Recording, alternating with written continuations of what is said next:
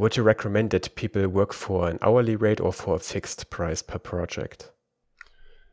This one can be really sticky here. So for me, my own experience is I have been burned many times on fixed bid projects. So that's the fixed price project.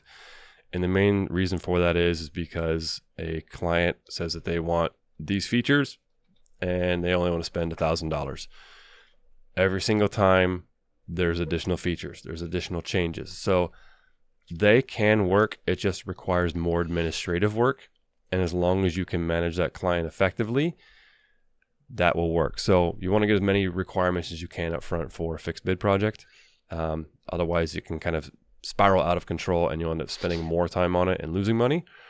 So personally, I recommend and prefer as much hourly work as possible. However, there is a kind of a bridge that you can gap here. And one of those things is sometimes you might need to take a fixed bid project, deliver that fixed bid project, and then what you'll end up finding out is if you really do a good job on that, the client might say, hey, we need some more work done on this.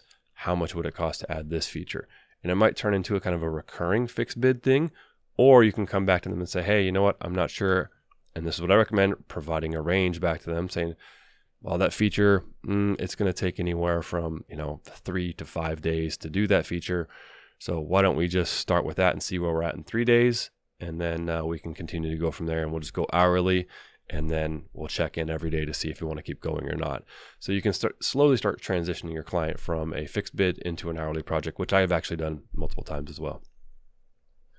Okay, the reason why it's called fixed bid project when it's one fixed price. Mm-hmm. The reason why this seems interesting to me is because maybe I think I can't get this project done much quicker than the client thought it would be possible. And then I can make a lot of money in terms of hourly rate. Is this realistic or not so much? No, this is a very good point. I'm glad you brought that up because that is a very good, is something you could very easily do. Now, let's say, give the perfect example. Let's say that you've built a banking application and you know how to connect to all the major banks and just, make a banking app. And you've done this, that's your forte. This is your expertise. You've done it 100 times. Another bank comes in and says, hey, we want you to create a banking app just like this other bank, and we want to spend, our budget is $100,000. And you already know that all you really need to do is, update a few API endpoints and make a few changes. It's going to take you a week. And yeah, sure. That's what a lot of companies do.